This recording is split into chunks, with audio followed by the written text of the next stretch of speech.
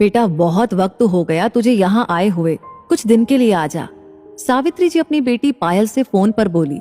पर माँ मैं कैसे, यहाँ के हालात तो तुम जानती हो, पापा जी की हालत ऐसी नहीं है कि उन्हें अकेला छोड़ा जाए। पायल ने अपनी मजबूरी बताई। बेटा पूरा 1 साल हो गया, यही सुनते सुनते ना किसी तीज त्योहार पर आई, ना ही कभी वैसे मिलने आई। क्या हम सबकी याद नहीं आती तुझे? सावित्री जी भावुक होते हुए बोली। माँ कौन कहता है याद नहीं आती, आप मेरी माँ हो, मेरे सबसे करीब, पर मेरी मजबूरी भी तो समझो ना।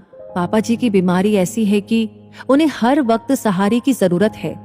रितेश जॉब पर चले जाते हैं तो उनकी देखभाल मुझे ही करनी होती है। पायल माँ को समझाती हुई बोली। अरे तो ससुर की जिम्मेदारी सारी तेरी है क्या? तू अपने दोनों बच्चों को लेकर इधर आ जा और कुछ दिन उनकी जिम्मेदारी अपनी नंदों को सौंप दे। एक शहर में रहते हो तुम सब, इतना तो कर ही सकती है वो। सावित्री जी ने समझाया। ठीक है माँ, मैं बात करती हूँ दीदी से, पायल ने माँ की जिद के आगे झुकते हुए कहा। पायल रितेश की पत्नी और 2 छोटे बच्चों की माँ। ससुराल में सास तो थी नहीं, बस ससुर थे जिन्होंने पायल को हमेशा बेटी सा मान दिया, और पायल ने भी उन्हें ससुर नहीं पिता का दर्जा दिया। पिछले साल अचानक उन्हें लकवा मार गया और शरीर का सीधा हिस्सा पूरा प्रभावित हो गया। अब वो बिन सहारे उठ बैठ भी नहीं पाते थे। आर्थिक स्थिति इतनी अच्छी नहीं थी कि उनके काम करवाने को किसी सहायक को रखा जाए, और पति रितेश की अपनी नौकरी, तो पायल ने सारी जिम्मेदारी खुशी खुशी उठा ली। सुबह रितेश नहलवा जाते थे, बाकी सारा दिन पायल ही उनके खाने पीने से सूसू पॉटी तक का देखती थी।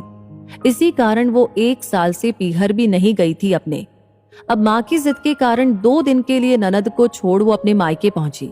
कितनी कमजोर हो गई है मेरी बेटी, सावित्री जी उसे गले लगाते हुए बोली।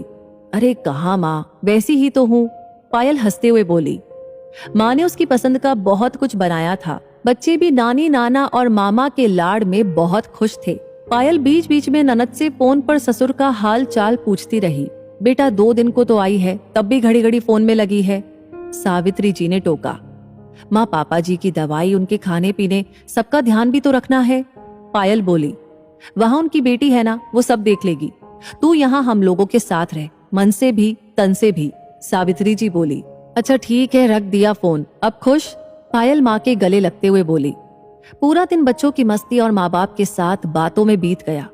रात को पायल जल्दी ही सो गई। मायके का सुखद एहसास था या थोड़ा वक्त सुकून का मिला था, वजह जो भी हो, पायल प्यारी सी नींद सोई थी। तभी उसका फोन बजा। अरे इतनी रात को किसका फोन है? पायल गहरी नींद में होने के कारण हड़बड़ा कर उठी तो रितेश का फोन था। पायल माफ करना, तुम्हें इतनी रात को परेशान कर रहा हूँ, पर पापा को अस्पताल लेकर आया हूँ, सोचा तुम्हें भी बता दूं। रितेश घबराई आवाज में बोला। क्या, ऐसा क्या हुआ पापा जी को? सुबह तो मैं ठीक से छोड़कर आई थी, फिर अब 1 दिन में ऐसा क्या हुआ? पायल चिंतित होकर बोली। वो पायल, मैं दिन भर का थका था तो सो गया, रात में पापा को प्यास लगी होगी, दीदी भी गहरी नींद में थी तो सुना नहीं। पापा खुद उठने की कोशिश करने लगे तो बेड से गिर गए और बेहोश हो गए, सिर में चोट आई है काफी, रितेश बड़ी ही शर्मिंदगी से बोला। रितेश 1 दिन नहीं संभाल सके तुम लोग उन्हें? पायल रोते हुए बोली। पायल तुम हर काम उनका अपने सिर लिए थी, तो हमें आदत ही नहीं रात को उठने की, तुम जाने कैसे उनकी एक आवाज में उठ जाती थी, रितेश बोला। मैं आ रही हूँ अभी, पायल बोली। नहीं पायल, वो अब ठीक है, डॉक्टर अपना काम कर रहे हैं, तुम रात को परेशान मत हो, सुबह आ जाना भले, रितेश ने समझाया। नहीं रितेश, मैं आ रही हूँ, पायल ने ये बोलकर फोन काट दिया और अपने भाई को लेकर अस्पताल के लिए निकल गई। वहां अस्पताल में पहुंचकर उसने देखा पापा जी को होश आ गया था। नंदे और रितेश भी वहीं पर थे। कुछ देर बाद नंदे तो घर चली गई अपने। पायल और रितेश ने उनकी खूब सेवा की, जिससे कुछ दिनों में उन्हें छुट्टी मिल गई।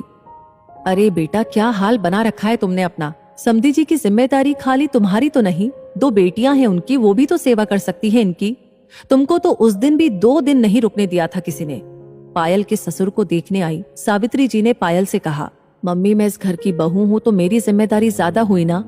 उस दिन भी मैं पापा जी को छोड़कर ना आती तो शायद उनको चोट ना लगती। पायल ससुर को दलिया खिलाते हुए बोली। पर बेटा, तू बहू है तो क्या तूने ही गोद ले लिया इन्हें जो तू ही सेवा करेगी? सावित्री जी बोली। हाँ मम्मी, गोद ले लिया है मैंने अपने ससुर को, अब मैं इनकी बहू नहीं माँ हूँ। जैसे अपने बच्चों के सब काम करती हूँ वैसे इनके करती हूँ, तो माँ बराबर ही तो हुई मैं। और आपसे एक विनती करना चाहूंगी, मेरे इन गोद लिए बेटे के बारे में कुछ ना सुनूंगी। उम्मीद है आप मेरी भावनाओं का सम्मान करेंगी। पायल हाथ जोड़कर सावित्री जी से बोली। सावित्री जी हैरान थी कि उनकी बेटी तो आज उनसे भी बड़ी बन गई थी। पायल के ससुर नम आंखों से अपनी बहू को देख रहे थे, जिसमें उन्हें मां की छवि नजर आ रही थी। दोस्तों, ये कोई काल्पनिक कहानी नहीं है, सच्चाई है ये। पायल जैसी बहू भी है दुनिया में। वैसे भी घर के किसी इंसान को तकलीफ हो तो अपने ही काम आते हैं, कोई पराया नहीं। तो हम सभी का फर्ज है कि अपनों के दुख में उनके काम आए। दोस्तों, इस वीडियो से आपको क्या सीख मिलती है कमेंट सेक्शन में जरूर बताएं और इस वीडियो को ज्यादा से ज्यादा शेयर करें। आपका हर एक लाइक और शेयर हमें मोटिवेट करता है ऐसी ही प्रेरणादायी वीडियो आपके सामने लाने के लिए। साथ ही हमारी हर वीडियो को सबसे पहले पाने के लिए हमारे पेज को फॉलो करना ना भूलें। धन्यवाद।